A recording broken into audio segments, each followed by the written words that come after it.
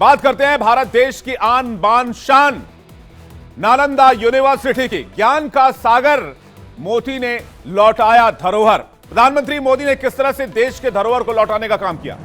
आज पूरी दुनिया पढ़ाई के लिए ब्रिटेन, अमेरिका, दुनिया के अलग अलग देशों में जाती है, लेकिन एक वक्त ऐसा था जब पूरी दुनिया से छात्र यहां भारत की नालंदा यूनिवर्सिटी पढ़ने के लिए आते थे।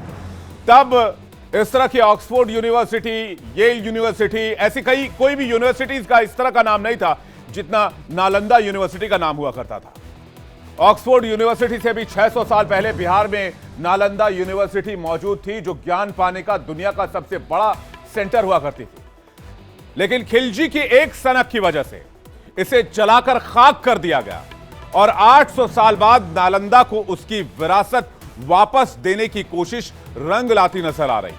दुनिया भर में ज्ञान का अलग जगाने वाले नालंदा यूनिवर्सिटी में फिर से रौनक नजर आने लगी है, क्योंकि प्रधानमंत्री मोदी ने नालंदा यूनिवर्सिटी के नए कैंपस का उद्घाटन किया, जिसकी तस्वीर इस वक्त आप मेरे सामने ठीक देख रहे होंगे।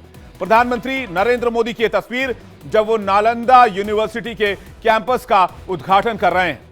अब नालंदा यूनिवर्सिटी कैंपस का उद्घाटन कर रहे थे तो बिहार के मुख्यमंत्री नीतीश कुमार भी उनके साथ थे।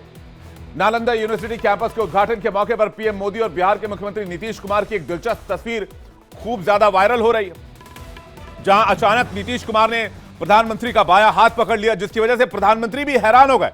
यह तस्वीर आप देखिए और जरा फुल स्क्रीन इसको लेकर आइए। इस तस्वीर की चर्चा सियासत में हो रही है। राहुल गांधी के बयान के बाद जब यह तस्वीर सामने आई है तो एक बार फिर से सवाल ये उठ रहे हैं कि क्या वाकई इस बार नीतीश कुमार एनडीए का दामन नहीं छोड़ने वाले हैं।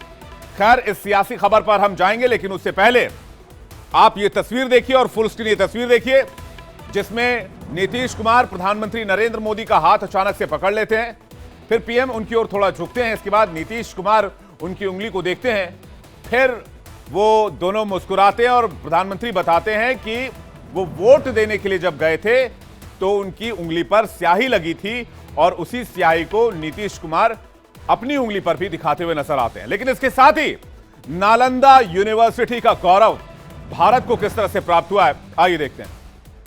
आग की लपटों में पुस्तकें भले जल जाएं, लेकिन आग की लपटें ज्ञान को नहीं मिटा सकती।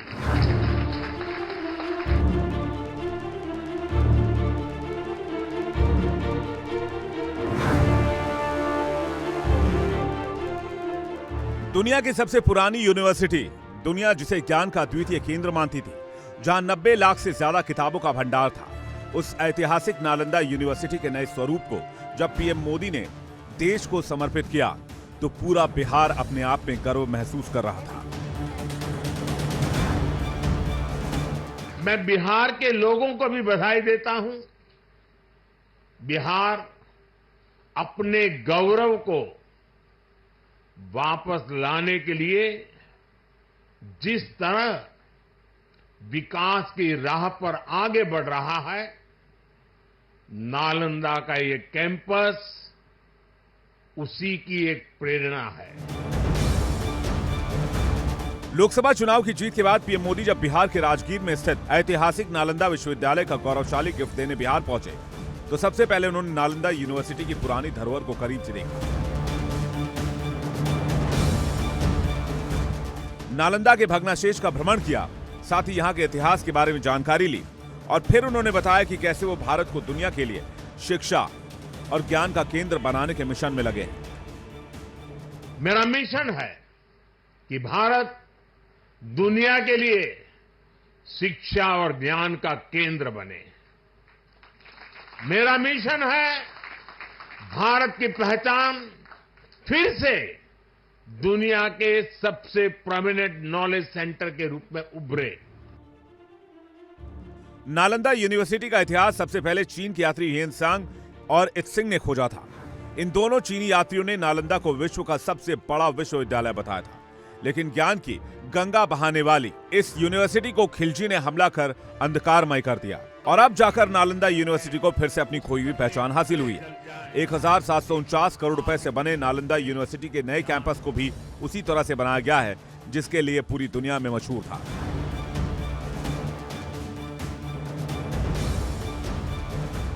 नालंदा यूनिवर्सिटी के नए कैंपस में 2 एकेडमिक ब्लॉक हैं, जिसमें 40 क्लासरूम हैं और हर क्लासरूम में 40 छात्रों के बैठने की व्यवस्था की गई है। इसमें 300 सीट वाला 2 ऑडिटोरियम, 550 बेड का छात्रावास, 2000 सीट वाला एम्फी थिएटर और 3 लाख किताबें रखी गई हैं। साथ ही इसमें एक खेल और एक मेडिकल सेंटर भी मौजूद है। लोकसभा चुनाव के बाद पीएम मोदी की बिहार में पहली यात्रा है और पीएम की इस यात्रा से एनडीए की मजबूती और नीतीश कुमार के साथ एकजुटता का संदेश बढ़ गया है। इस मौके पर बिहार के सीएम नीतीश कुमार ने बताया कि कैसे नालंदा विश्वविद्यालय की कल्पना की गई और पुरानी सरकारों ने उनकी बात तक नहीं सुनी। आदरणीय प्रधानमंत्री जी द्वारा नालंदा यूनिवर्सिटी के संपूर्ण कैंपस का उद्घाटन किया जा रहा है। इसके लिए हम उनका हृदय से आभार व्यक्त करते हैं कि आप यहां पर आ गए हैं और इसका पूरे तौर पर उद्घाटन कर रहे हैं। ये बड़ी खुशी की बात है। पुराने नालंदा विश्वविद्यालय में करीब 10,000 छात्र पढ़ते थे, जबकि इस वक्त नालंदा यूनिवर्सिटी में 17 देशों के 400 छात्र पढ़ाई कर रहे हैं और माना जा रहा है कि आने वाले समय में नालंदा यूनिवर्सिटी एक बार फिर भारत की सांस्कृतिक, भारत की विरासत और भारत का ज्ञान पूरी दुनिया में देने के लिए मुख्य केंद्र बनेगी। अब मैं आपको दिखाता हूं कि जब G20 का समिट हो रहा था तभी प्रधानमंत्री नरेंद्र मोदी ने इसकी एक झलक दिखा दी थी और दुनिया को बताया था कि भारत को ज्ञान का केंद्र, विश्व गुरु क्यों माना जाता था और क्यों कहा जाता था भारत को ज्ञान का केंद्र। G20 समिट के दौरान भारत मंडपम में नालंदा यूनिवर्सिटी की तस्वीर लगी थी, जिसे न केवल देश दुनिया के नेताओं ने देखा बल्कि इसके इतिहास से रूबरू भी हुए और तब इसकी चर्चा दुनिया के नेताओं में काफी ज्यादा हुई थी, वर्ल्ड मीडिया में काफी ज्यादा हुई थी।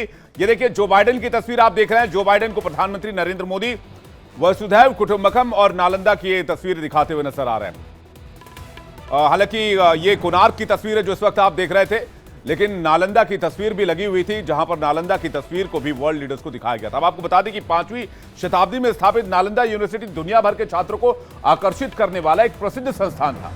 12वीं शताब्दी में नष्ट होने तक 800 सालों तक ये फलता फूलता रहा और पीएम मोदी के प्रधानमंत्री बनने के बाद सितंबर 2014 में 14 छात्रों के साथ एक अंडर कंस्ट्रक्शन बिल्डिंग में फिर से यहां पढ़ाई शुरू हुई। उसके 3 साल बाद 2017 में इसके नए कैंपस का निर्माण शुरू हुआ और अब पीएम मोदी ने इसे देश को समर्पित कर दिया है। यह दुनिया की पहली रेजिडेंशियल यूनिवर्सिटी थी। गुप्त काल के दौरान इसकी स्थापना की गई थी। आप सोचिए कि तब रेजिडेंशियल यूनिवर्सिटी की कोई कल्पना भी नहीं कर सकता था, तब हमारे देश में थी। 9 मंजिला लाइब्रेरी में 90 लाख किताबें रखी गई थी और पूरी दुनिया से लोग यहां पढ़ने के लिए आते थे। पूर्वी और मध्य एशिया के 10,000 छात्र यहां पढ़ाई करते थे। मेडिसिन, लॉजिक, मैथ्स के साथ साथ बुद्धिस्ट प्रिंसिपल पर स्टडी और रिसर्च की जाती थी। दलाई लामा ने कहा था कि हमारे संपूर्ण ज्ञान का सोर्स नालंदा ही है। आपको बता दें कि पूर्व राष्ट्रपति एपीजे अब्दुल कलाम जब 28 मार्च 2006 को अपने बिहार के दौरे के दौरान राजगीर गए थे, तब उन्होंने सीएम नीतीश कुमार को प्राचीन नालंदा यूनिवर्सिटी को पुनर्जीवित करने की बात कही थी। इसी के बाद नीतीश कुमार ने विधानमंडल के ज्वाइंट सेशन के दौरान नालंदा यूनिवर्सिटी को रिवाइव करने का ऐलान कर दिया था। लेकिन नालंदा यूनिवर्सिटी इतिहास के पन्नों में गुम कैसे हुआ, यह भी आज आपको जानना बहुत जरूरी है। नालंदा यूनिवर्सिटी में इस समय कुल 17 देश के 400 स्टूडेंट पढ़ाई कर रहे हैं। डिप्लोमा और सर्टिफिकेट कोर्स के लिए यहां 10 सब्जेक्ट में पढ़ाई होती है। वहीं कैंपस में एशिया की सबसे बड़ी लाइब्रेरी बनाई जा रही है। यूनेस्को ने 15 जुलाई 2016 को नालंदा यूनिवर्सिटी के खंडहर को वर्ल्ड हेरिटेज साइट घोषित कर दिया था, लेकिन 5वीं शताब्दी में हूणों ने नालंदा यूनिवर्सिटी पर आक्रमण कर दिया। 8वीं शताब्दी में बंगाल के गौड़ राजा ने आक्रमण किया।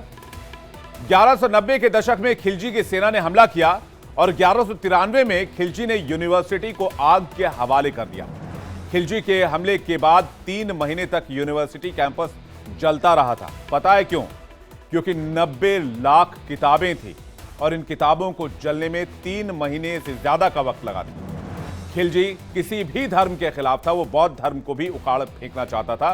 वो सिर्फ इस्लाम कायम करना चाहता था। खिलजी का मानना था कि इस धरती पर एक ही किताब है और इसलिए उसने नालंदा यूनिवर्सिटी में पढ़ी सारी की सारी किताबों को जला डाला। लेकिन आज वही नालंदा यूनिवर्सिटी फिर से रिवाइव होकर फिर से तैयार हो गई है और फिर से दुनिया के ज्ञान का केंद्र बनने जा रही है। और मोदी जी ने भी कहा कि किताबें मिटाई जा सकती हैं, ज्ञान नहीं मिटाया जा सकता है।